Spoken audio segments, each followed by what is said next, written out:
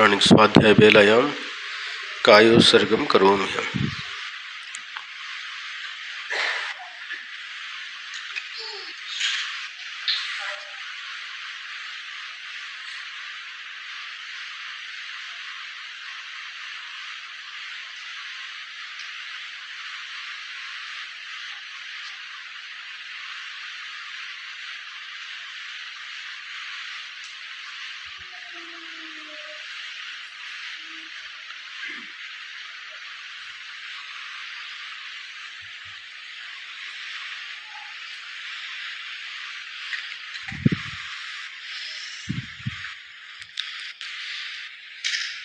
जे जाया झाड़ गिए कम कलंक डहे भी निच्च निरंजन नान मैं ते परमपन बेबी ते परमपन बेबी।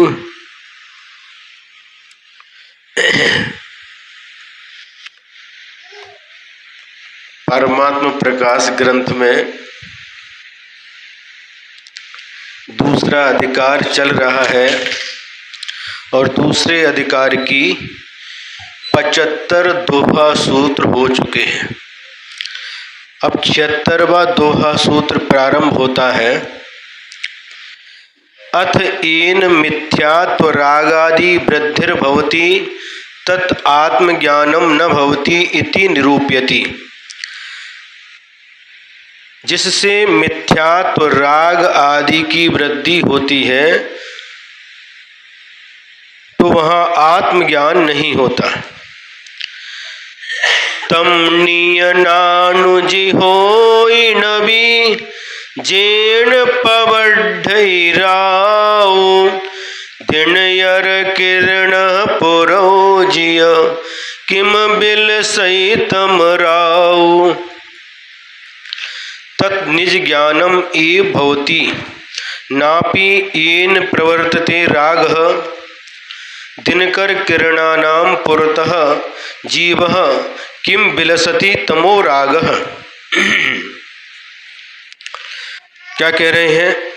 जीव, हे जीव, तत् वह निज ज्ञानम एव अपनी आत्मा का ज्ञान ही नापि भवति नहीं है तो जिससे राग पर द्रव्य में प्रीति बढ़े।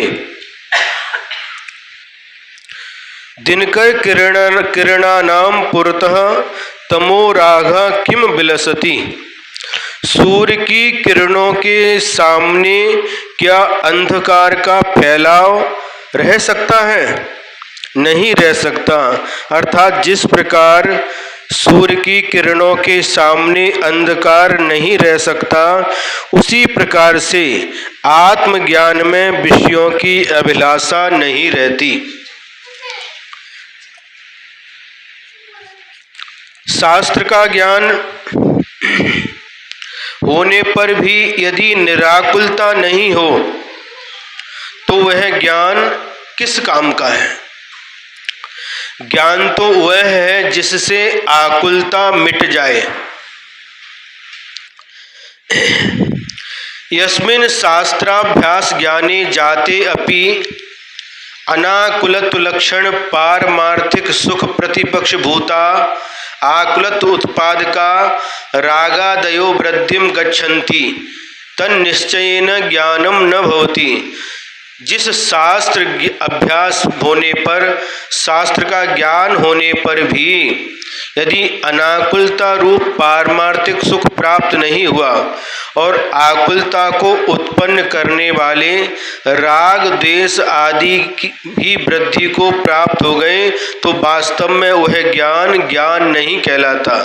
सम्यक ज्ञान वही है कि जिसके माध्यम से हमारे राग द्वेष आदि विभाव भाव कम हो और हमें स्वभाव में आने का अवसर प्राप्त हो, वही ज्ञान कहलाता है। आचार्य ने 2 दोहे लिखे हैं। ज्ञान ही भव का कूल है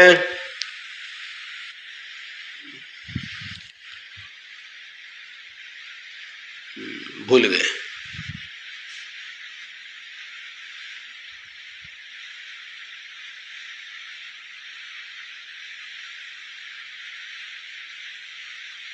ज्ञान ही दुख का मूल है, ज्ञान ही भव का कुल, राग सहित प्रतिकूल है, राग रहित अनुकूल। चुन चुन उनमें उचित को, मत चुन अनुचित भूल। समय सार का सार यह, समता बिन सब धूल। क्या कहा? ज्ञान ही दुख का मूल है और ज्ञान ही भव का कूल। भव मानी संसार और कूल मतलब किनारा। ज्ञान ही दुख का मूल है, मूल माने कारण। ज्ञान ही दुख का मूल है और ज्ञान ही संसार का किनारा, भव का कूल। एक बात कैसी हो गई? ज्ञान को दुख का मूल कह रहे हैं, जब वही राग सहित प्रतिकूल है। जब वही ज्ञान राग द्वेष रूप परिणमन करता है तो संसार का कारण बनता है, दुख का कारण बनता है। और वही ज्ञान यदि राग द्वेष से रहित होकर के वस्तु को वस्तु के रूप में जानता है और देखता है तो वही ज्ञान हमारे संसार के किनारे को प्राप्त करा देता है, सुख का कारण बनता है।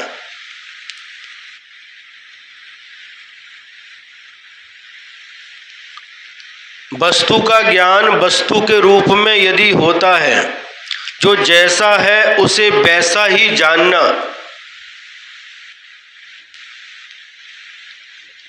लेकिन हम लोग अपने ज्ञान के माध्यम से किसी वस्तु को जानते हैं तो या तो उसे अच्छे के रूप में स्वीकार करते हैं या बुरे के रूप में स्वीकार करते हैं।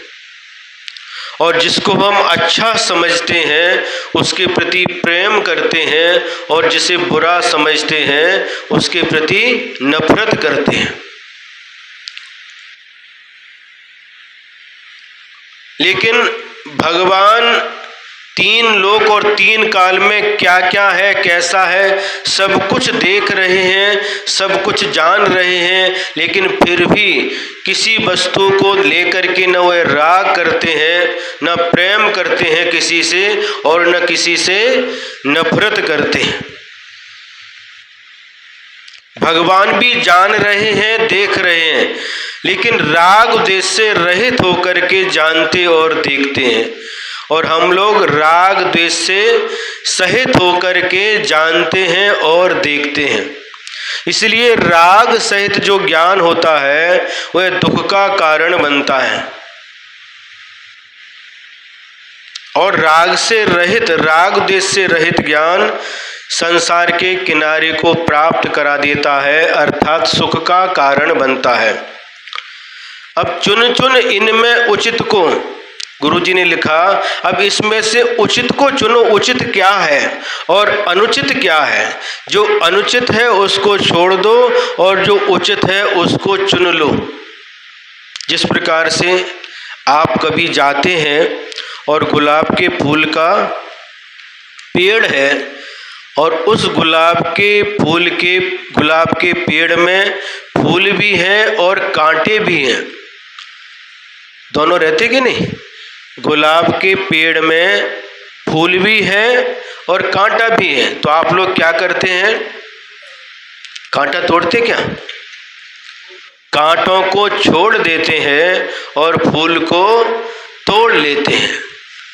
तो उसी प्रकार से यहाँ पर कह रहे हैं, इस ज्ञान में जो उचित है उस उचित को स्वीकार करो, उचित को ग्रहण करो और अनुचित को छोड़ दो। तो वही ज्ञान हमारे संसार के नाश के लिए कारण बन जाता है।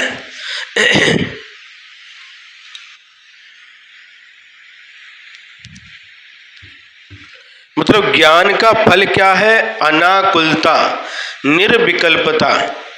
और जो ज्ञान आकुलता उत्पन्न कराए वह संसार में भटकाने वाला होता है, और जो ज्ञान हमें निराकुल बनाए, आकुलता से रहित बनाए, वही ज्ञान वास्तव में ज्ञान कहलाता है। अथ ज्ञानी नाम निज शुद्धात्म स्वरूपम विहाय न अन्यत किमपि उपादेयम इति दर्शयति। अब ज्ञानियों के अपनी शुद्धात्मा के स्वरूप को छोड़ करके अन्य कुछ भी उपादेय नहीं होता, यह आगे के दोहा सूत्र से कहा जा रहा है।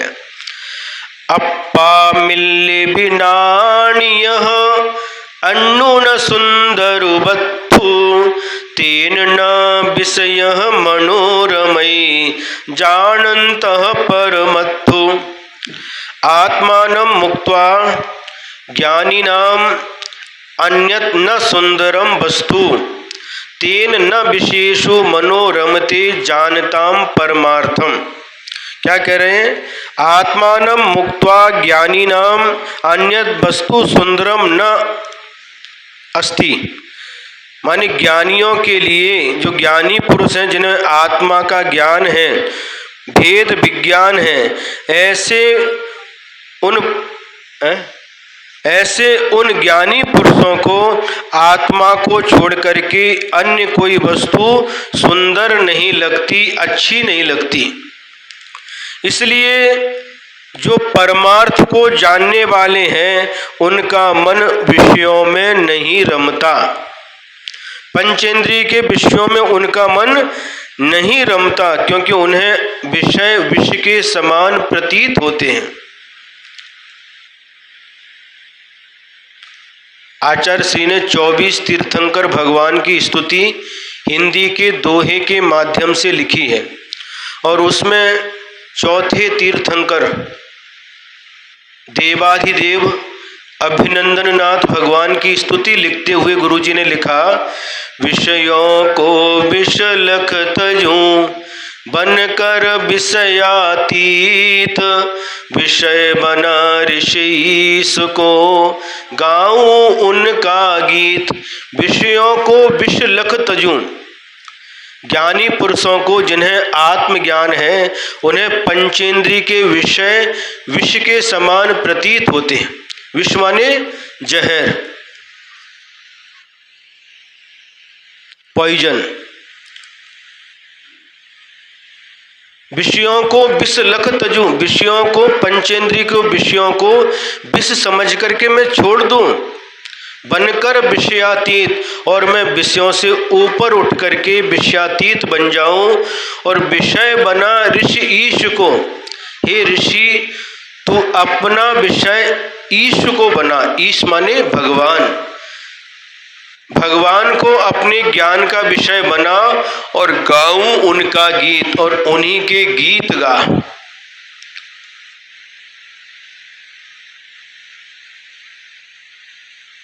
आत्मज्ञानी पुरुषों को आत्मा को छोड़ करके अन्य कोई भी वस्तु अच्छी नहीं लगती। ऐसे ऋषि मुनि सब करते हुए भी, व्यवहार भी करते हैं, आहार भी करते हैं, प्रवचन भी करते हैं, ये सारी की सारी क्रियाएं करते हुए भी उनका ध्यान अपनी आत्मा के साथ जुड़ा रहता है। और वह बोलते हैं, लेकिन बोलते हुए भी नहीं बोलते, चलते हुए भी नहीं चलते, देखते हुए भी नहीं देखते, और ब्रुवन्नपि न ब्रूते गच्छन्नपि न गच्छति स्त्री कृतात्म तत्वस्तु पश्यन्नपि न पश्यति। वो देखते हैं तो देखते हुए भी नहीं देखते, सुनते हुए भी नहीं सुनते, क्योंकि उनका ध्यान अपनी आत्मा में ही केंद्रित होता है। अपने ज्ञान को वह अंदर की ओर ले जाते हैं। यात्रा दो प्रकार की होती है, एक बाहरी यात्रा और एक अंदर की यात्रा। जब कभी आप मिट्टी में किसी बीज को बोते हैं,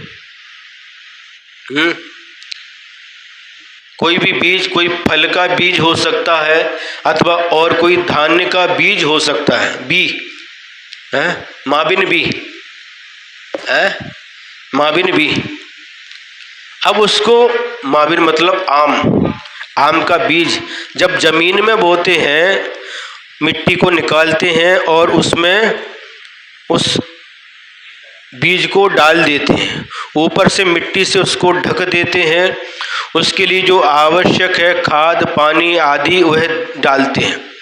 इसके बाद में उस बीज में से अंकुर फूटता है और उसकी यात्रा दोनों तरफ होती है। बाहर जो उसकी यात्रा होती है, बाहर पहले छोटे से अंकुर के रूप में बाहर आता है, वो आपको अपनी आँखों से दिखाई देता है, लेकिन अंदर की तरफ भी उसमें से अंकुर फूटते हैं जो जमीन के अंदर जाते हैं, अंदर की तरफ उनकी यात्रा प्रारंभ हो जाती है। जो बाहर की तरफ जो धरती के ऊपर आया है वह आपको दिखाई देता है। अंकुर से पौधा बनता है, बड़ा होता है और एक दिन ऐसा आता है बहुत बड़े वृक्ष का रूप धारण कर लेता है। तो बाहर का वृक्ष तो आपको दिखाई देता है, लेकिन जमीन के अंदर का आपको दिखाई नहीं देता। उसके अंदर भी उस बीज के माध्यम से जो अंकुर फूटे हैं, अंदर की तरफ भी उसकी यात्रा हुई है। यदि अंदर की तरफ यात्रा नहीं होती तो वृक्ष का अस्तित्व नहीं रह सकता। अंदर की तरफ जो यात्रा हुई है, जिसको हम जड़ कहते हैं, जड़ें जमीन के अंदर जाकर के अपना स्थान बनाती हैं और जमीन को अच्छी तरह से मजबूती के साथ पकड़ लेती हैं, तभी वह वृक्ष स्थिर रह सकता है। नहीं तो थोड़ी सी हवा चलेगी और वो धराशायी हो जाएगा। तो दोनों तरफ उसकी यात्रा होती है, लेकिन ये यात्रा दोनों, बाहर की यात्रा और अंदर की यात्रा एक साथ प्रारंभ हो जाती है। लेकिन यहाँ पर जो बात कही जा रही है कि जब व्यक्ति पंचेंद्रिय के विषयों में लगा हुआ है, बाहरी जगत का उसका संबंध जुड़ा हुआ है, तब तक अंदर की यात्रा प्रारंभ नहीं हो सकती। जब बाहरी जगत से वह कनेक्शन समाप्त कर देता है, तभी अंदर की यात्रा प्रारंभ होती है।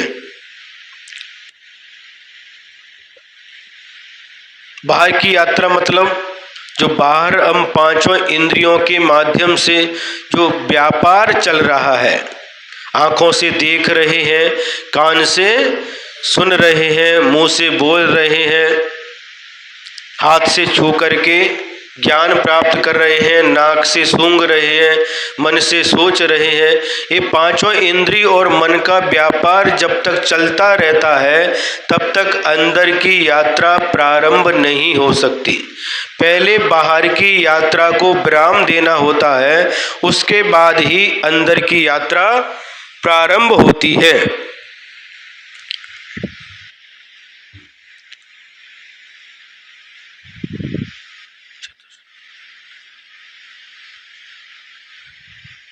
कौन सा हुआ? 76 77। हाँ, ज्ञानमयम आत्मानम, जो केवल ज्ञान आदि अनंत गुणमयी आत्मा है, उसको मुक्त्वा छोड़ करके अन्य दूसरी वस्तु चित्ते ज्ञानियों के मन में न लगती, नहीं रुचती। क्या? अनंत गुणमय आत्मा को छोड़ करके दूसरी कोई वस्तु ज्ञानियों के मन में नहीं रुचती, यानी उन्हें वह रुचता नहीं। आत्मा को छोड़ करके और कोई दूसरी वस्तु रुचती नहीं। उसका दृष्टांत यह है, येन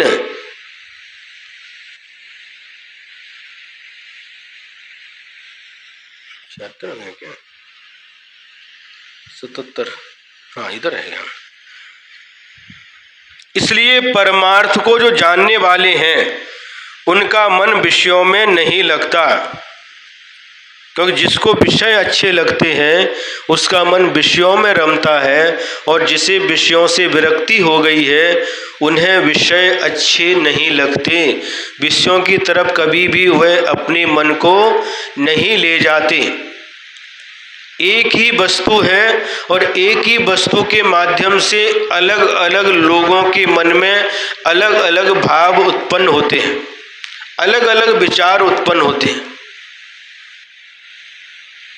एक ही वस्तु किसी के राग के लिए कारण बनती है और वही वस्तु किसी के लिए वैराग के लिए कारण बन जाती है।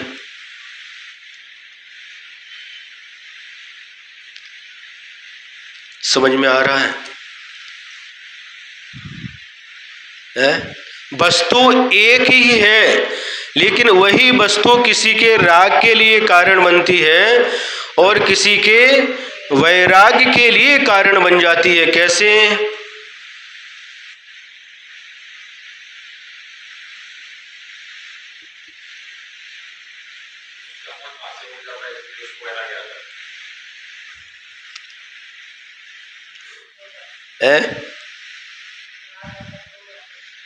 नहीं, राग मतलब यहाँ पर राग मतलब क्रोध नहीं है। मराठी में राग को क्रोध बोलते हैं, लेकिन राग मतलब प्रेम।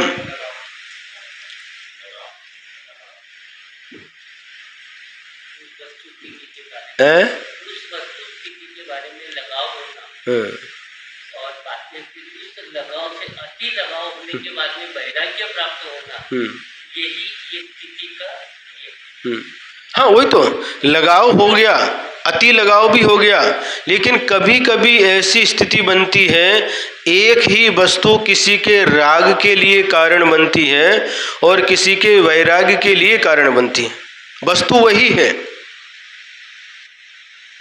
और कभी कभी अपने जीवन में ऐसी स्थिति बनती है कि जो आज तक राग के लिए कारण बनती थी जो वस्तु, कल वैराग के लिए वही वस्तु कारण बन जाती है। जम्बू स्वामी का चरित्र पढ़िए। एक किसी युवती का मरण हो गया, एक युवती का मरण हो गया और मरण होने के बाद में उसको शमशान में ले जाया गया। और शमशान में क्या बोलते हैं उसको, लकड़ी वगैरह रखते हैं, चिता, चिता बोलते हैं, क्या अर्थी बोलते हैं, चिता। हाँ, उस चिता सजाई जा रही है। अब वहां पर कुछ लोग हैं, उस युवती के शरीर पर आभूषण भी हैं।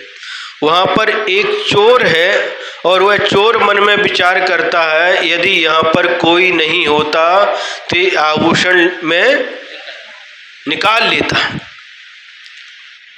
वहीं पर सामने वृक्ष के ऊपर एक गिद्ध पक्षी बैठा है और वह विचार कर रहा है, यहाँ पर यदि कोई नहीं होता तो इसका मांस खाता। देखिए, और वहीं पर कोई दूसरा व्यक्ति है, कामी पुरुष है, वह मन में देख रहा है यदि ये जिंदा होती तो इसके साथ विषय सुख का अनुभव करता। और वहीं पर शमशान भूमि में एक साधु विराजमान है और वह भी उस सबको देख रहे हैं, उस युवती के मृतक शरीर को देख रहे हैं। वह विचार करते हैं कि देखिए जीवन कितना नश्वर है, जीवन कितना नाशवान है, ये किसी को पता नहीं है। ये काल कभी भी किसी के ऊपर रहम नहीं करता। वह बच्चे को भी लेता है, युवा को भी लेता है, वृद्ध को भी लेता है। और उस मृतक शरीर को देख करके वह साधु महाराज वैराग में डूब जाते हैं। वस्तु एक ही है, लेकिन अलग अलग व्यक्ति उसको देख करके अलग अलग भाव करते हैं। किसी के लिए वह राग के लिए कारण बन रहा है, किसी के लिए वैराग के लिए कारण बन रहा है। चोर के मन में चोरी करने के भाव आ रहे हैं और वह गिद्ध पक्षी जो बैठा है उसके मन में उसका मांस खाने के भाव आ रहे हैं। देखिए, वस्तु एक ही है लेकिन चार लोगों के मन में अलग अलग भाव चल रहे हैं। यह संसार की दशा है, लेकिन जिसका मन वैराग्य में डूबा है उसे कभी भी राग रंग अच्छा नहीं लगता।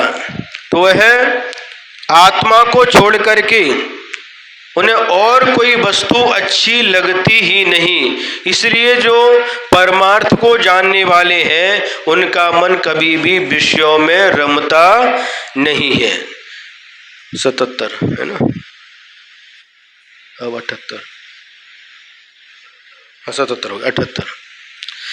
अप्पा मिल्ली बिनान मऊ चित्ती न लग गई अन्नू, मर गऊ जे परियानियो तहु कच्चे कऊ गन्नु।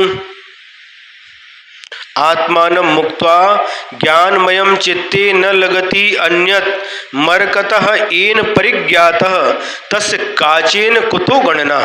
देखिए, दूसरे उदाहरण से समझा रहे हैं आचार्य महाराज कि ज्ञानमयम आत्मानम, जो केवल ज्ञान आदि अनंत गुणमय आत्मा है, उसको मुक्त्वा माने छोड़ करके अन्यत कोई दूसरी वस्तु चित्ते ज्ञानियों के मन में न लगती, नहीं रुचती।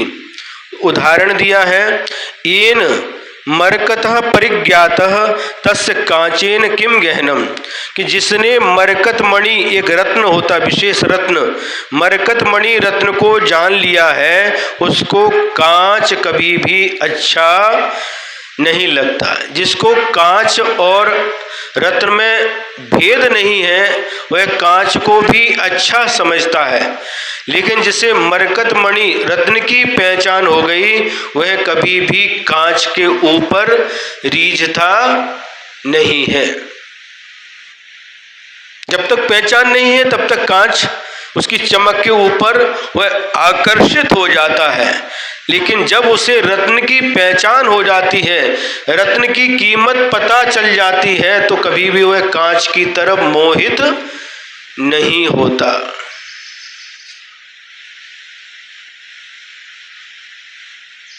समझ में आ रहा कि नहीं? मरकत रत्न विशेषो येन परिज्ञातः तस्य रत्न परीक्षा परिज्ञान सहितस्य पुरुषस्य काचेन किम गणनम किम अपेक्षया तस्य इति अभिप्राय।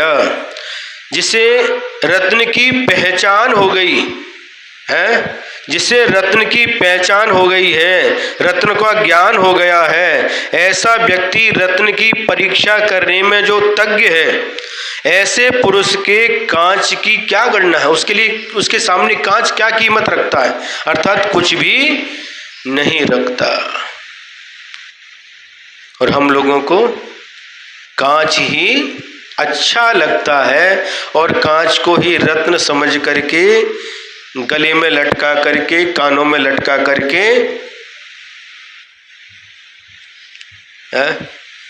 घूमते रहते हैं। कांच भले ही चमकता है, लेकिन जो रत्न की कीमत होती है वह अपने आप में बहुत होती है। कांच की चमक थोड़ी देर की होती है, लेकिन बाद में क्या होता है?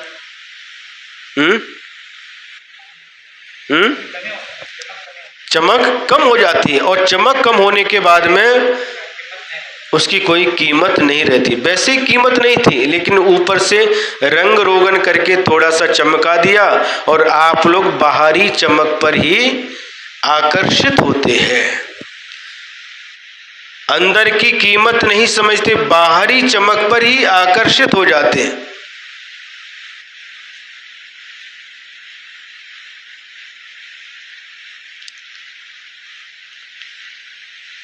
और आप देखते हैं तो क्या देखते हैं?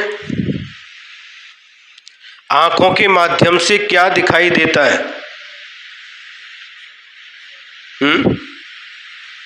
बताओ,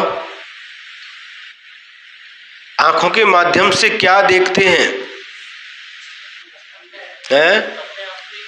नहीं, अपने आप को नहीं देखते। जब आपने अपनी बेटी रानी के लिए रिश्ता तय किया और अभिषेक को देखने के लिए आए, तो क्या देखा आपने?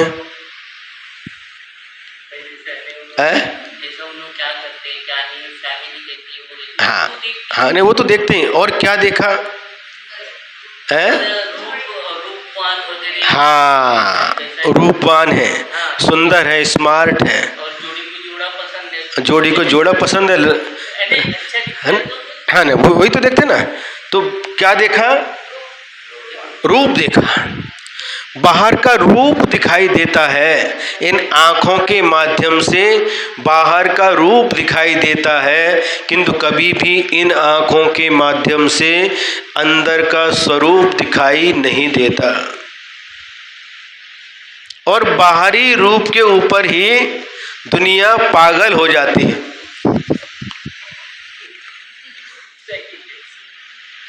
देखिए आप, ये दुनिया बाहरी रूप के ऊपर ही पागल है।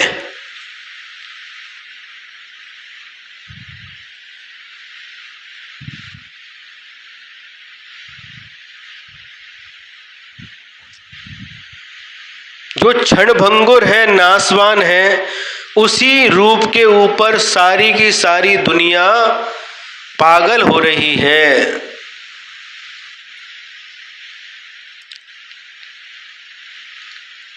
एक गरीब की पत्नी थी और उनका जो पति था वह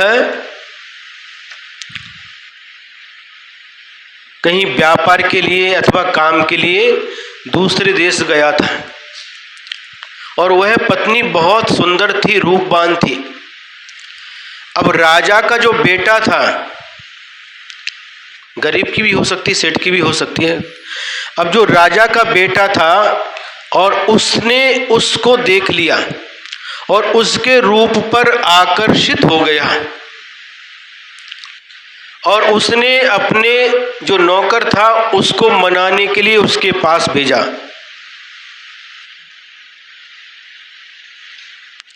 लेकिन वो माना नहीं, वह मानी नहीं। तो स्वयं वह राजकुमार, राजा का बेटा उसके पास आया, यदि तू मेरा मानेगी तो तुझे रानी बना करके रखूंगा,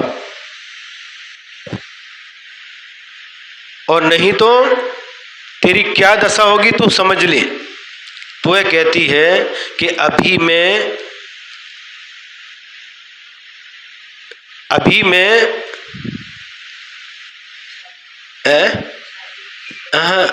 जो क्या बोलती है, अभी मैं छूने योग्य नहीं हूं।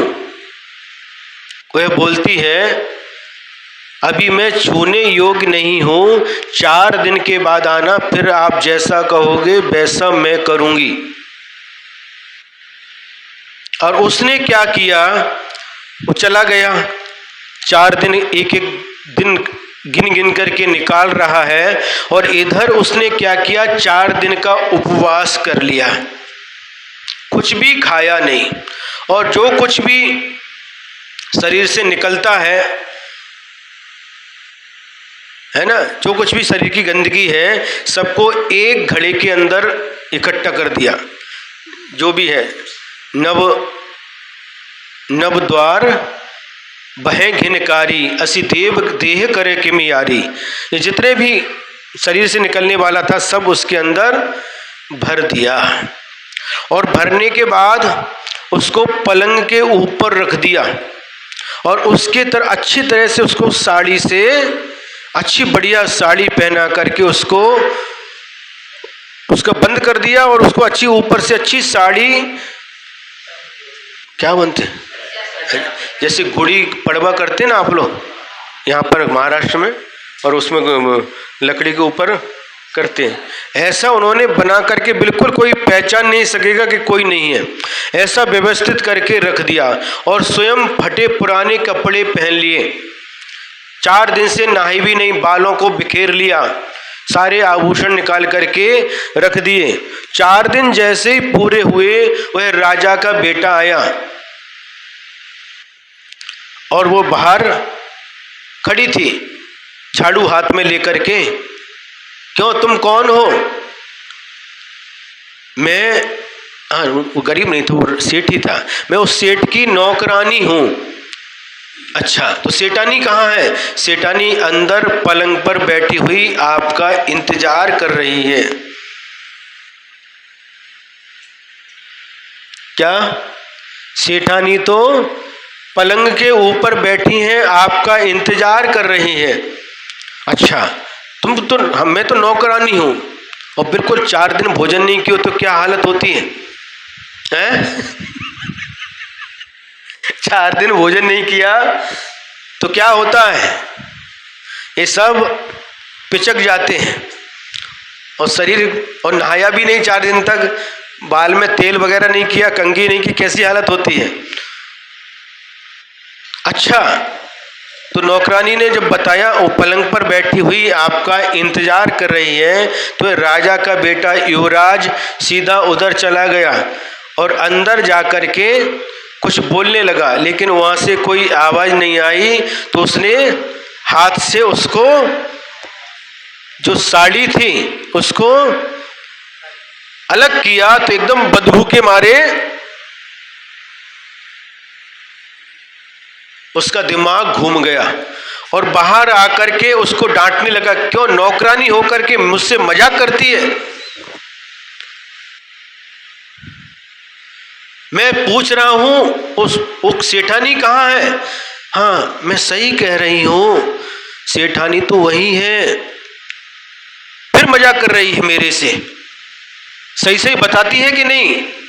तुझे मौत से डर लगता है कि नहीं? डांटने लगा। फिर उसने कहा, 4 दिन पहले तुम जिसके रूप पर आकर्षित हो रहे थे, जिसके रूप को लेकर के आकर्षित हो रहे थे, वह मैं ही हूं। क्या बोल रही है? वो तो इतनी सुंदर थी, तो बिल्कुल बुढ़ी की जैसी दिख रही है, हैं? उससे तेरी क्या तुलना है? मैं बिल्कुल सही बोल रही हूं। तुम जिसके ऊपर रीझे थे वह तो वहां पलंग के ऊपर है। मतलब क्या? देखिए, नहीं वो तो बहुत सुंदर थी। हाँ बिल्कुल, ये सुंदरता अल्प समय की है, थोड़ी समय की सुंदरता है।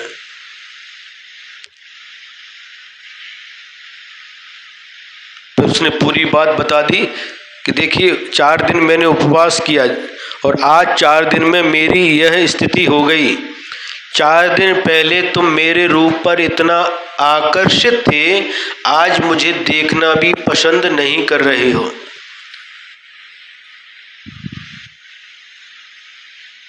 और उसको फिर अच्छी तरह से समझाया, तो उसने फिर अपने गलती का पश्चाताप किया, अपने भावों को संभाला और वह क्षमा मांग करके वापस चला गया।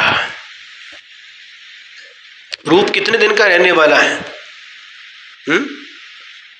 कल वो दादा आए थे, आज नहीं आए, अनिल दादा।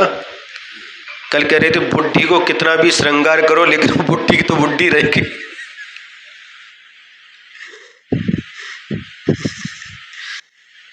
तो ये बाहरी चमक दमक पर ही सारी जनता, सारा संसार उसी के पीछे पागल है। लेकिन अंतरंग में देखा जाए, ये बाहर से हमें भिन्नता दिखाई देती है, लेकिन अंदर से आत्मा में कोई भी अंतर नहीं है।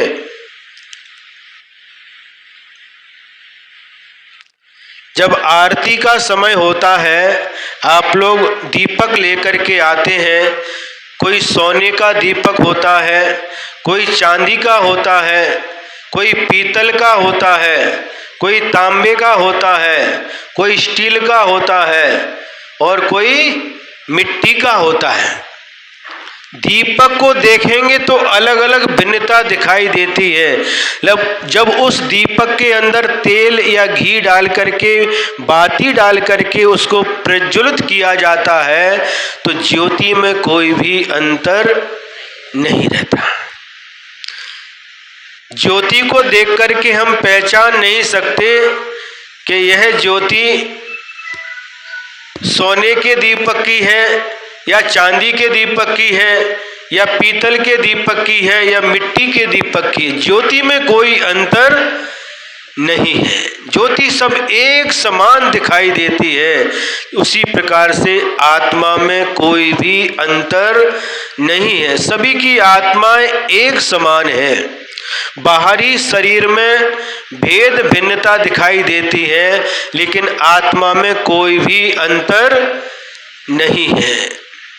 यह दृष्टि प्रत्येक व्यक्ति को प्राप्त नहीं हो पाती, इसलिए वह बाहरी उस रूप रंग के ऊपर ही आकृष्ट होता रहता है, लेकिन जो अंतरंग है, अंतरंग की सुंदरता उसे दिखाई नहीं देती।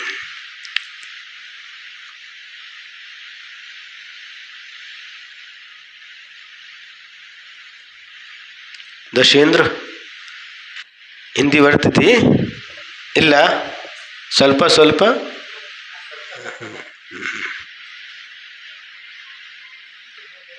टीवी ನೋಡ್ತ್ರಿ ಕಾರ್ಟೂನ್ ಇಲ್ಲ ये कर्नाटक से आए हैं, तेरदाल, बागलकोट डिस्ट्रिक्ट में तेरदाल गांव है। सन 2022 में हमारा वहाँ पर चातुर्मास हुआ था, वहाँ से ये लोग आए हैं।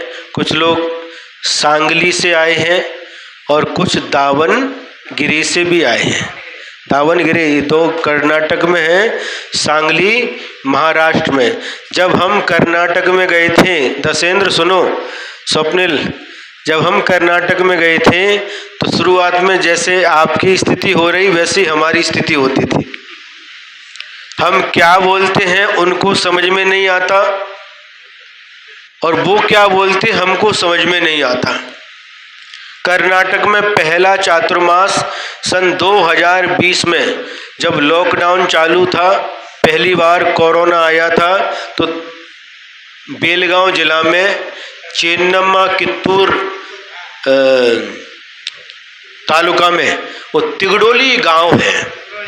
तिगडोली गांव में गए थे, 8-15 दिन रुक करके यहाँ से आगे बिहार करेंगे, लेकिन लॉकडाउन बोलते हैं ना, लॉकडाउन हो गया तो वहाँ पर 10 महीने लगातार रुके रहे। कितने? 10 महीने तक लगातार वहीं रुके रहे। और ऐसा गांव, कैसा गांव, सभी लोग किसान, खेती करने वाले, 350 जैन समाज के घर थे और सारे के सारे खेती करने वाले। और खेत में क्या? चावल, हरी मिर्ची, कब्ब, गन्ना, कब्बिन हाल, कुड़त्री कब्बिन हाल, गन्ना बहुत कम, और आम के बगीचे, माविन हन्न, इतना वहाँ पर था।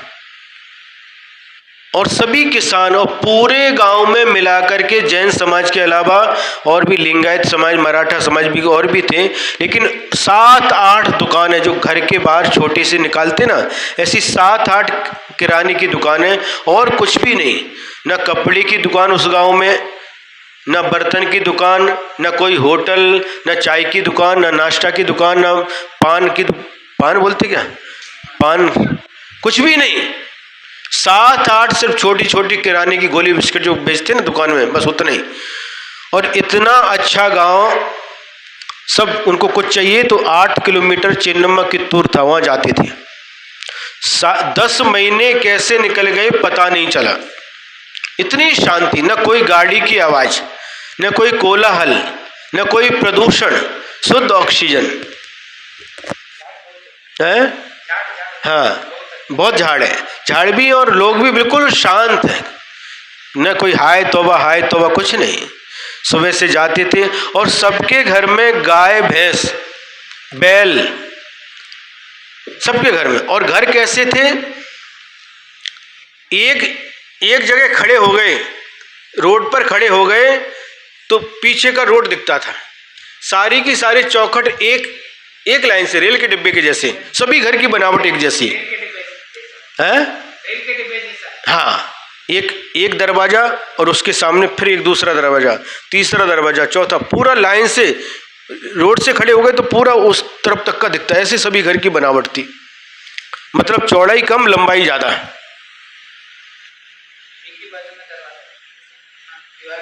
हाँ, वहां पर 10 महीने निकाले।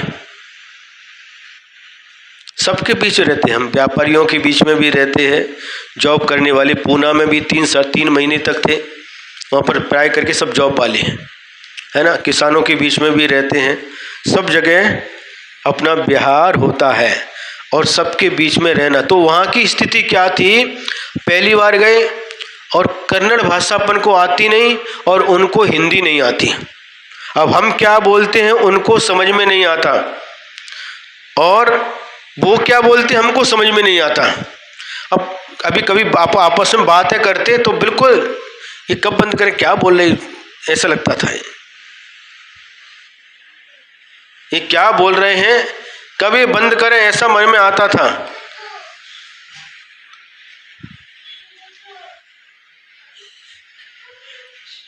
समझ में आ रहा है। अब फिर क्या, वहां पर पूरे गांव में 350 घर में 3 लोग ऐसे थे जिनको हिंदी आती थी। सिर्फ 3 लोग। एक हिंदी टीचर थे, हिंदी के टीचर थे भरतेश हित्तलकेरी, उनका सरनेम था भरतेश, उनको हिंदी टीचर थे तो हिंदी बोलते थे। एक सुकुमार हवगी पाटिल, वह बेंगलोर रह करके आए थे तो थोड़ी हिंदी वो भी बोलते थे। और एक लड़का था 9th या 10th क्लास का, वो हिंदी बोलता था। हमने पूछा तो हिंदी कैसे बोलता है, वो कार्टून देख करके हिंदी सीखा, टीवी में कार्टून देखता है इसलिए हिंदी सीख गया। बस इन 3 से ही हम बात करते थे, बाकी किसी से भी बात, उनको समझता नहीं, उनको हिंदी नहीं समझती, हमको कन्नड़ नहीं समझती, तो बस आप जाओ ऋषभ सागर जी के पास, उनको कन्नड़ आती, कन्नड़ भाषा। ऐसे निकले, 10 महीने निकाले, और 3 लोग नहीं होते तो पूरा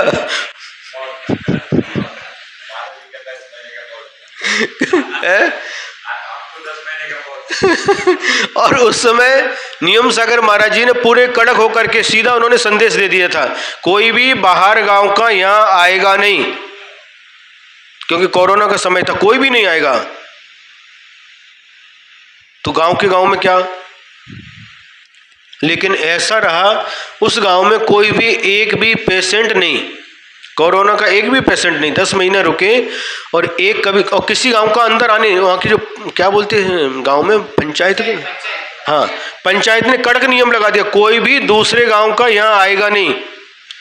और मंदिर के पास ही एक किसी के रिश्तेदार थे, बागेवाड़ी, हीरे बागेवाड़ी, तो बागेवाड़ी से कोई उनके मेहमान आ गए तो उनको पता चल गया, पंचायत के लोग सीधे आए कि हमारे मेहमान है तो तुमको भी गांव से बाहर निकाल देंगे, कोई भी मेहमान, किसी का भी मेहमान यहां नहीं आएगा। इतनी कड़क थे, तो एक भी पेशेंट नहीं, और आनंद के साथ 10 महीने निकल गए। दूसरी बार जब कोरोना आया तो हीरे हट्टीवड़ी में, वहां पर भी लगभग 9 महीने, 8 महीने 9 महीने थे, वहां पर भी ऐसी स्थिति, शांत थी, वो भी सब शेतकरी किसान लोग। धीरे धीरे समझ में आएगा, थोड़ा थोड़ा तो आता है ना, स्वल्प स्वल्प बढ़ती रही।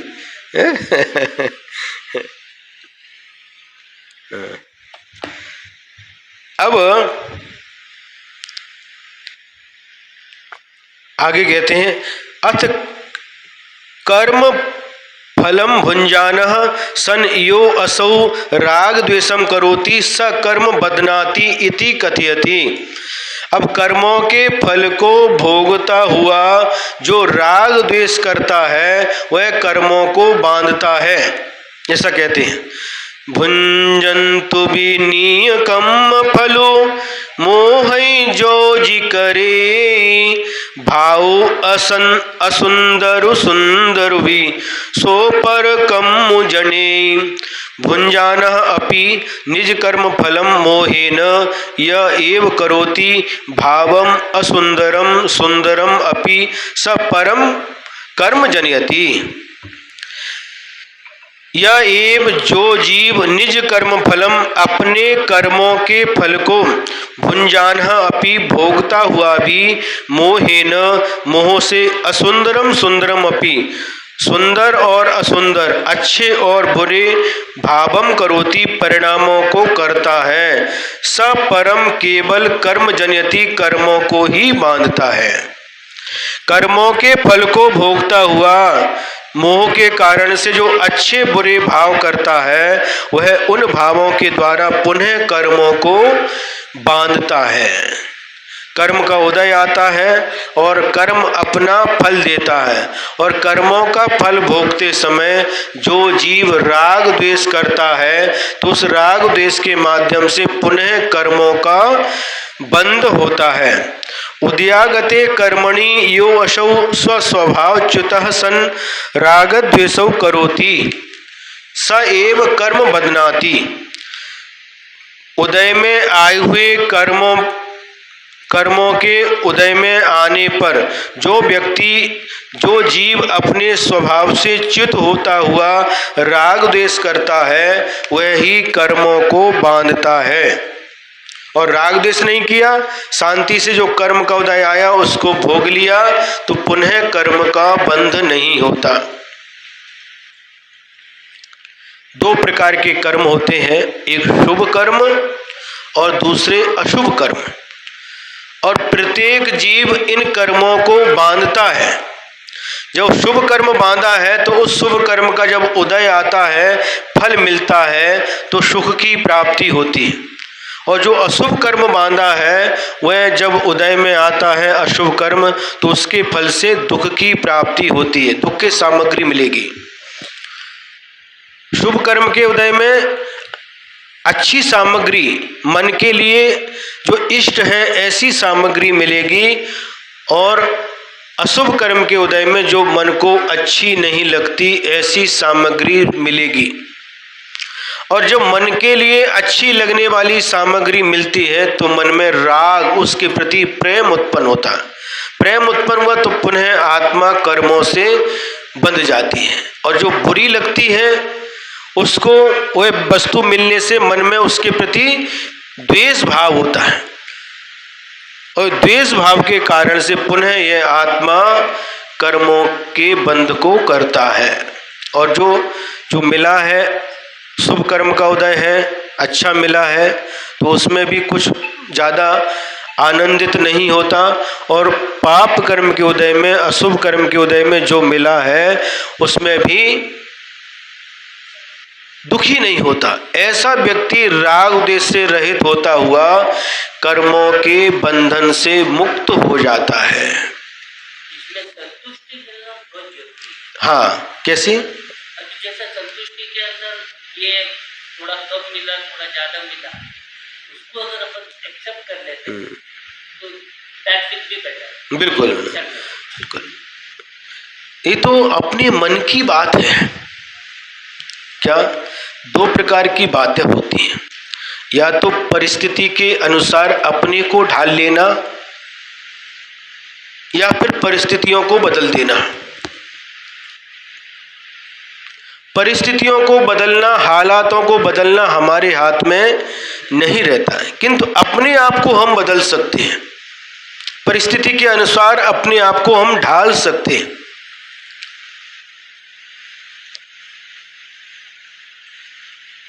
संतुष्टि और असंतुष्टि ये दोनों ही हमारे मन के ऊपर आधारित है। क्या?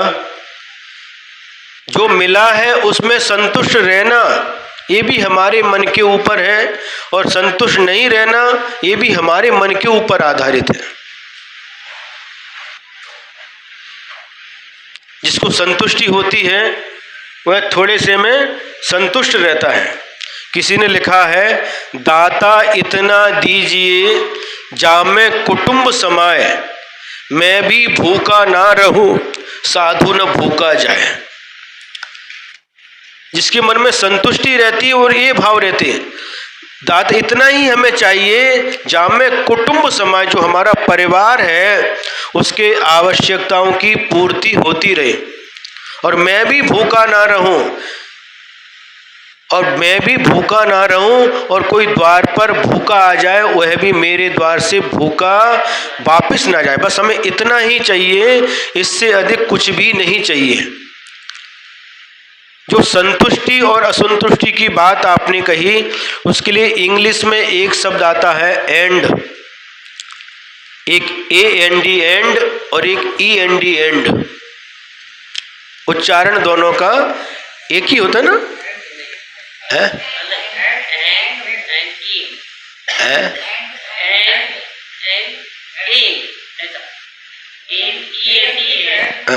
और AND एंड, हाँ, लेकिन प्राय करके वो एक जैसा उच्चारण, एक जैसा समझ में आता है, एंड, है ना।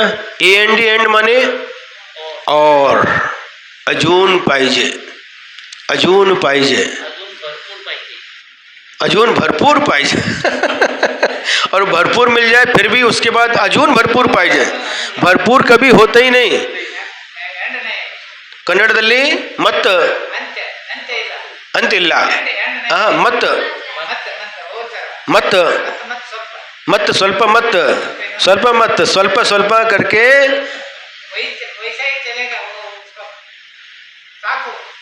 हाँ, बरंगिಲ್ಲ, बरंगिಲ್ಲ, हाँ, साकरी, बस साकरी, साकरी ಇಲ್ಲ मत,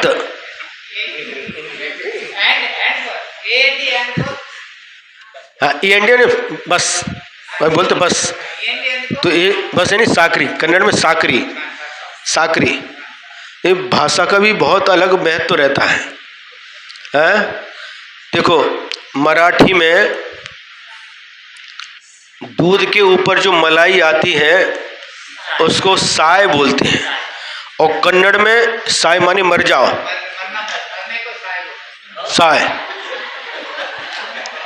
अब ऋषभ सागर महाराज जी जो हमारे हैं, वो पहली बार कर्नाटक से महाराष्ट्र में आ गए और आहार चालू हो गया, और एक महिला वो लेकर के, महाराष्ट्र की थी, मलाई लेकर के कटोरी में आ गई और बोली महाराज जी साय।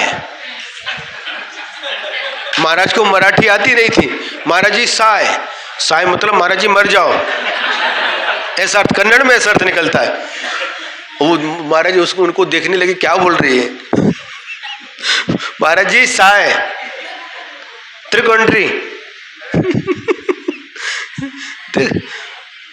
वो उनको देख रहे हैं क्या बोल रही है। फिर बाद में जब उनको पता चला कि इसको मलाई को साय बोलते हैं, कन्नड़दल्ली कैनी, कैनी। तो ऐसे ऐसे अलग अलग देश में अलग अलग शब्दों का अलग अलग अर्थ निकलता है। तो जो एंड एंड है, और करते करते कभी भी ये एंड पूरा नहीं होता। और END एंड, पिक्चर देखने जाते हैं टॉकीज में, दी एंड, बस साकरी, साकरी, साकरी, वो कभी होता ही नहीं। पंचेंद्रिय के विषयों के प्रति और चाहिए, और चाहिए, और चाहिए, कभी भी पूरे नहीं होते। देखो कन्नड़ शब्द बोलते तो इनको कन्नड़ समझ में आती, वो हंस रहे देखो, और जब हिंदी बोल रहे हैं तो उनको समझ में नहीं आ रही, तो शांत है।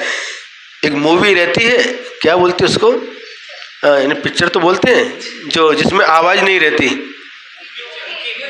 है, ऐसी मूवी रहती है, साइलेंट मूवी, हाँ, मुकी, हाँ मुकी। तो जिनको भाषा, जिनकी भाषा में समझ में आता है तो अच्छा लगता है, तो प्रसन्नता चेहरे पर दिखाई देती है। और नहीं समझ में नहीं आ रहा तो पता नहीं महाराज जी क्या बोल रहे हैं, गोतिल रे, गोतिल रे। अब 3 चातुर्मास हमारे कर्नाटक में हो गए, इसलिए थोड़ी थोड़ी हमको भी कन्नड़ा स्वल्प स्वल्प बढ़ती।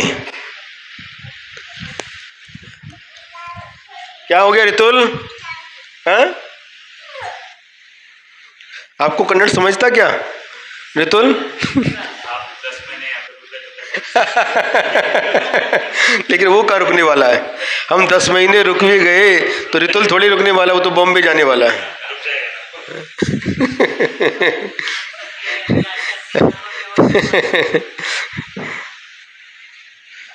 तो इसलिए कर्मों के उदय में कर्मों के फल को भोगता हुआ जो राग द्वेष करता है वह नवीन कर्मों को बांधता है, और कर्मों के फल को भोगता हुआ जो राग द्वेष नहीं करता वह नवीन कर्मों को नहीं बांधता।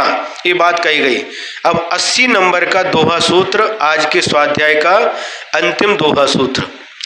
अथ उदयागते कर्म अनुभवे यो असौ रागत देशौ न करोति स कर्म न बदनाति इति कथयति। अब कर्मों के उदय में कर्म का अनुभव करते हुए जो राग द्वेष नहीं करता वह कर्मों को नहीं बांधता, यह कहते हैं। भुंजन्तु विनियकम फलो जो तहि राउ न जाई सो न बिबंधई कम पुनु संचोजेन विलाई। बस समझ गए? देखो बस के भी दो अर्थ होते हैं।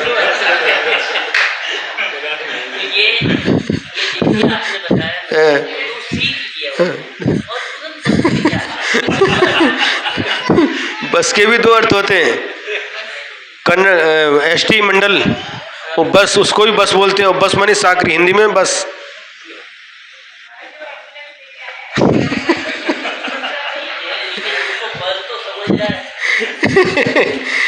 तो अपने बांधे हुए निज कर्म फलम, अपने बांधे हुए कर्मों के फल को भुंजाना अपि भोगता हुआ भी तत्र उस कर्म के फल में यह रागम न याति, राग द्वेष को प्राप्त नहीं होता।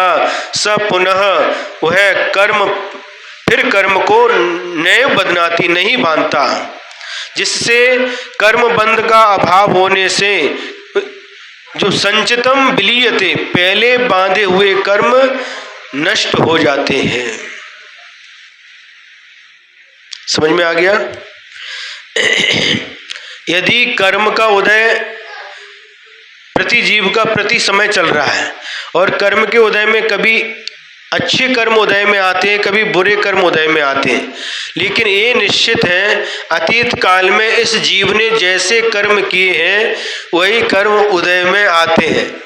जो अच्छे कर्म जब उदय में आते हैं उस समय हम राग नहीं करें, उस कर्म के फल में राग नहीं करें, और जिस समय अशुभ कर्म का उदय आता है उस समय द्वेष नहीं करें, तो पुनः यह आत्मा कर्मों के बंधन से रहित होता। उस समय कर्मों को नहीं बांधता, क्योंकि कर्मों के बंध का कारण है राग और द्वेष, और पहले बांधे हुए कर्म फल दे करके निर्जरा को प्राप्त हो जाते। यदि राग द्वेष करते तो पुनः कर्म और बंध जाते हैं।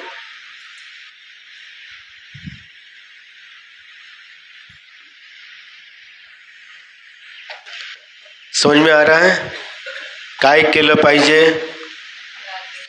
हाँ, कर्म का उदय आएगा, लेकिन कर्म के उदय में ज्यादा हर्ष भी नहीं मनाना और ज्यादा दुखी भी नहीं होना। कर्म है, अपना फल दे करके निकल जाएगा, कर्म रुकने वाला नहीं है। और कर्म जब फल दे रहा उस समय ज्यादा हमने हर्ष विषाद किया तो पुनः नवीन कर्म आकर के आत्मा के साथ बंध को प्राप्त हो जाते हैं।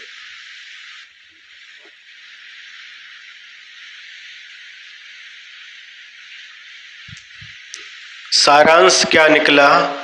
सारांश इतना ही निकला कि प्रति समय हमारे जीवन में कर्म का उदय चल रहा है, लेकिन कर्म के उदय में कभी भी गाफिल नहीं होना। क्यों आनंद जी? गाफिल नहीं होना। कर्म का उदय आता है, फल दे करके चला जाता है। कर्म कभी भी रुकता नहीं, फल दे करके चला जाएगा, लेकिन कर्म के उदय में गाफिल नहीं होना, घबराना नहीं। अशुभ कर्म आया है, ये भी जाएगा, और अच्छा कर्म आया है ये भी जाएगा, ये रुकने वाले नहीं है। अच्छे दिन आते हैं वह भी चले जाते हैं और बुरे दिन आते हैं वह भी चले जाते हैं। बस एक सूत्र याद रखो आनंद पापड़ीवाल, यह दिन भी निकल जाएगा।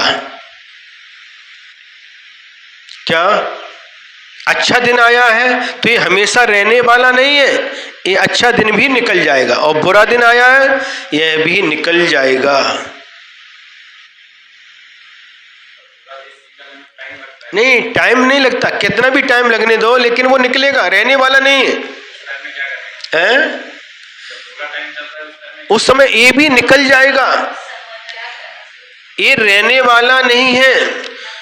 सुख भी मानव की संपत्ति है और दुख भी मानव की संपत्ति है। सुख आया है तो जाएगा और दुख आया है तो जाएगा। सुख जाएगा तो दुख देकर और दुख जाएगा तो सुख देकर। सुख देकर जाने वाले से रे मानव इतना क्यों भय खाता है। सुख में है व्यसन प्रमाद छिपे, दुख में पुरुषार्थ चमकता है। कष्टों की ज्वाला में पड़कर कुंदन सा तेज दमकता है। घबराना नहीं, भजन है, संपत्ति है, बिल्कुल। ये दोनों संपत्ति, इसको विपत्ति नहीं समझना, दुख को कभी भी विपत्ति नहीं समझना, ये जाने वाला है। ये रुकने वाला नहीं है, न अच्छे दिन रुकने वाले हैं न बुरे दिन रुकने वाले हैं। इसलिए अच्छे दिनों में ज्यादा खुशी नहीं मनाना। हाँ ठीक है, हाँ ठीक है, बस चल रहा है, ज्यादा उसमें गाफिल नहीं होना। ये पुण्य का उदय है, बस जब तक पुण्य का उदय है तब तक हमारे पास में, तब तक सब अच्छा चल रहा। और कब अचानक पाप का उदय आता है हमें भी पता नहीं चल पाता। सारा का सारा सुख हमारा दुख में बदल जाता है, और कब दुख के दिन आते हैं और कब सुख के दिन आ जाते हैं ये भी हमें पता नहीं चल पाता। होता कि नहीं? क्यों होता है?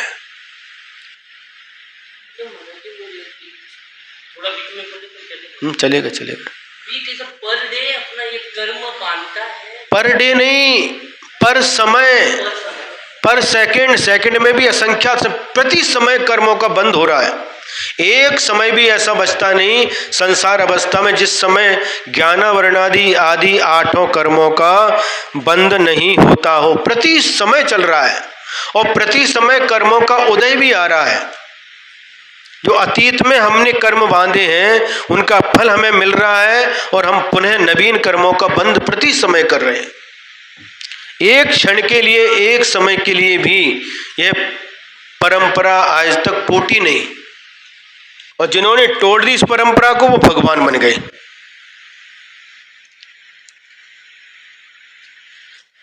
हैं?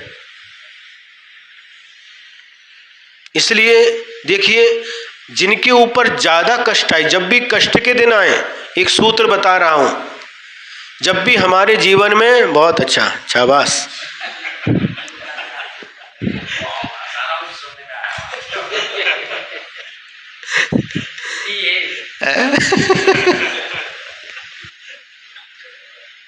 क्या कह रहे थे हम? अनुज है? हाँ, हमें सूत्र बता रहे हैं। क्या बोले थे? हाँ, जब कभी जीवन में ज्यादा कष्ट आए तो अपने से ऊपर वाले को देखना, जिसके पास हमसे भी ज्यादा कष्ट है। तो हमें अपना कष्ट कब महसूस होगा? क्या समझ में आया? और जब सुख के दिन आए तो अपने से नीचे वाले को देखना, तो हम अपने आप को बहुत सुखी महसूस करेंगे। उदाहरण सुनिए, उदाहरण सुनाते बताते। एक व्यक्ति है और वह पैदल चल रहा है और सामने से एक पालकी लेकर के 4 लोग आ रहे हैं, पालकी बोलते ना कंधे पर, और उसमें एक व्यक्ति बैठा हुआ है। पालकी के अंदर एक व्यक्ति बैठा हुआ है और 4 लोग उस पालकी को लेकर के आ रहे हैं। अब जो पैदल चल रहा व्यक्ति, अभी तक उसके मन में कुछ नहीं था, आराम से चल रहा था, लेकिन जैसे ही वह व्यक्ति पालकी के अंदर बैठे हुए व्यक्ति की ओर देखता है तो मन में विचार करता है कि देखो ये तो पालकी में सवार होकर के जा रहा, मैं तो पैदल चल रहा हूं। दुखी हो जाता है। अभी तक दुखी नहीं था, लेकिन जैसे ही पालकी में बैठे हुए व्यक्ति की तरफ दृष्टि गई और उससे अपनी तुलना की तो मन में दुखी हो गया। मैं पैदल चल रहा हूं, ये तो पालकी में सवार होकर के जा रहा है। सुन रहे हैं? और थोड़ी देर के बाद में उसकी दृष्टि बदली और उसकी दृष्टि उन 4 लोगों की तरफ गई जो उस पालकी को लेकर के जा रहे थे। फिर मन में विचार करता, देखो अरे मैं तो बहुत अच्छा हूं, ये तो वजन लेकर के, बोझ लेकर के जा रहे हैं, मेरे ऊपर किसी का बोझ तो नहीं है। दृष्टि बदलने की बात है, सोच बदलने की बात है। अब वही क्षण भर में, पहले कुछ न सुख था न दुख था, जैसे ही उसको देखा पालकी वाले को, दुखी हो गया। 4 जो व्यक्ति पालकी ले जा रहे हैं उनको देखा, सुखी हो गया। कभी भी हमें किसी दूसरे से तुलना करने की आवश्यकता नहीं है। प्रत्येक प्राणी अपने अपने कर्म का फल भोग रहा है। उनको इतना क्यों मिला? उनकी कर्म का उदय है, उनके पुण्य का उदय है। हमें कम क्यों मिला? ये हमारे कर्म का फल है। इसलिए कभी भी गाफिल नहीं होना। समझ में आ गया क्या? भटकना नहीं। और जब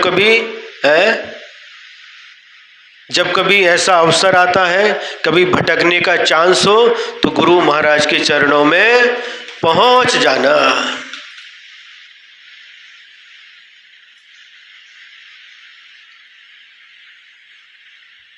एक घटना सांगली चातुर्मास की है, बस छोटी घटना सुनाते हैं। सांगली वाले आए हैं। एक सांगली में धनंजय हाउसिंग सोसाइटी है, वहाँ पर अभिनंदन आडमोटे का घर है, और उनके घर के पास ही एक मराठा व्यक्ति, मराठा समाज का, और नाम भूल गए हम, और पोस्ट ऑफिस में उनकी जॉब थी। और एक दिन आए, बैंक के ऊपर हम रहते थे उस समय, और आए और आकर के हम किसी को कुछ समझा रहे थे, किसी बात को लेकर के हम कुछ समझा रहे थे। कुछ लोग बैठे थे, वो भी आकर के बैठ गए और 10 मिनट तक हमारे पास बैठे, और बैठने के बाद में सब चले गए। उसने पैर पकड़े, नमस्ते किया, महाराज जी आपने मेरे परिवार को डूबने से बचा लिया। मैंने भैया क्या किया? ना तो हम आपको जानते हैं ना आप मुझे। क्या नाम है आपका? तो नाम बताया, हम मराठा समाज के, और जेब में से एक लेटर निकाल करके हमको दिया, और उस लेटर मराठी भाषा में था। वो क्या था, क्या बोलते हैं उसको, सुसाइड लेटर। हाँ, सुसाइड करने के लिए जा रहा था, वो आत्महत्या करने के लिए जा रहा था। पूरे पत्र में लिखा उन्होंने, उनकी लड़के का नाम अभिषेक और लड़की गौरी, वो सब लिखा था उसमें। उनकी पत्नी अपने मित्र के लिए लिखा था कि ऐसा ऐसा हो रहा है और मेरे बाद तो तुम इन बच्चों की तरफ ध्यान देना, ऐसी परिस्थिति आई है। वो सब पूरा उन्होंने लिखा था, मरने के लिए जा रहा था। लेकिन 10 मिनट के उन्होंने सुना और 10 मिनट में उनके भाव बदल गए। हमके कभी ऐसा नहीं करना। उसको फिर आधा घंटा समझाया, महाराज अब कभी नहीं करूँगा। कुछ परिस्थिति थी उनकी, जो भी परिस्थिति थी उनको फिर बाद में समझाया। दूसरे दिन पूरा परिवार लेकर के आ गए, उनकी पत्नी और दोनों बच्चे, अभिषेक और गौरी, लड़का लड़की दोनों। और वो पत्नी रोने लगी आकर के, महाराज आपने हमारे सुहाग को बचा लिया, नहीं तो हम कहीं के भी नहीं रहते, हमारा जीवन बर्बाद हो जाता था। अचानक ऐसे हमने उनको कुछ समझाया नहीं, लेकिन कब कैसी परिस्थिति बनती है और व्यक्ति के उनके पुण्य का उदय आया और वो सुसाइड करने के पहले चलो एक बार महाराज के दर्शन करके आते हैं, सोच करके आ गए। साधु आए, उनका दर्शन करके आते हैं। ये सत्य घटना है। भाव बदल गए और आज भी उनका परिवार हरा भरा है और सांगली के बिहार होने के बाद भी कई बार वो 100-100, 150-150 किलोमीटर तक दर्शन के लिए आए। तो ऐसा होता है। इसलिए कभी भी अपने को साहस नहीं खोना, कभी भी घबराना नहीं। जब कभी संकट आते, कष्ट आते हैं, तो अपने से ज्यादा संकट जिसके जीवन में है उसको हमेशा याद करना, तो निश्चित रूप से हम अपने संकट को कम समझेंगे और आसानी से उसको पार कर जाएंगे। देखिए, सीता एक महिला है, कितने जीवन में कष्ट आए लेकिन कभी भी उसने आत्महत्या करने का नहीं छोड़ा, सोचा। शादी होते ही राजा की पुत्री, राजा की बहू, और शादी होते ही 14 साल का वनवास, और वनवास के बीच में से रावण हरण करके ले गया। जैसे तैसे आई, राम के पास में युद्ध हुआ, रावण का वध हुआ और बाद में अयोध्या में प्रवेश हो गया। गर्भवती हुई, 2 बच्चे पेट में हैं, लव और कुश, और उस समय राम ने उनको जंगल में छुड़वा दिया। गर्भवती है और उस समय जंगल में छुड़वा दिया। सोचिए, लव कुश उसी भव से मोक्ष गए, भगवान बने पावागढ़ से, और राम भी भगवान बने मांगी तुंगी से मोक्ष गए। तो इनके जीवन में भी ऐसी घटना, अभी भी उनके कर्मों का अंत नहीं हुआ, बाद में अग्नि परीक्षा देनी पड़ी। जब ऐसे महापुरुषों के जीवन में भी इतने संकट आते, कष्ट आते, तो हम क्या चीज हैं। लेकिन कभी उसने साहस नहीं खोया, महिला हो करके भी कभी उससे भागी नहीं। आप पढ़िए, अंजना सती की कथा पढ़िए। 22 साल तक शादी होने के बाद 22 साल तक पति ने उसका मुंह नहीं देखा। सास ससुर ने दरवाजे बंद कर लिए, माँ के घर पहुंची, माँ ने भी दरवाजा बंद कर लिया। हनुमान पेट में है, अंजना के पेट में हनुमान है। जन्म कहाँ हुआ? जंगल में एक गुफा के अंदर। माता पिता ने भी दरवाजा बंद कर लिया, अपने घर में नहीं लिया, फिर भी उसने साहस नहीं खोया। तो हमें भी कभी भी कैसी भी परिस्थिति बने अपना साहस नहीं खोना चाहिए। ये कर्म का उदय है, ये दिन भी निकल जाएगा, ये दिन भी निकल जाएगा, और ऐसे सोच करके हमें आगे बढ़ना है। समय आपका हो गया है, देर से चालू किया था।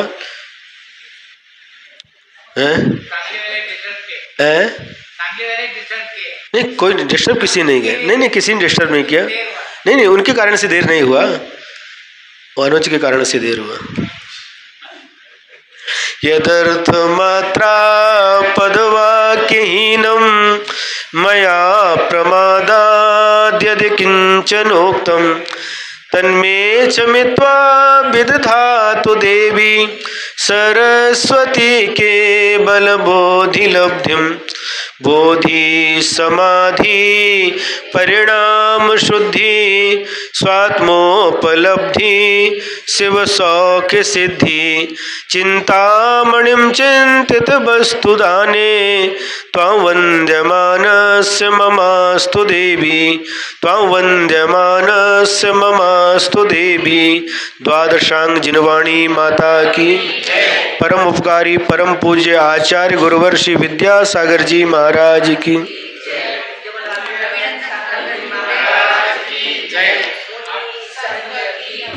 ओम बत्ता जपा माटरी।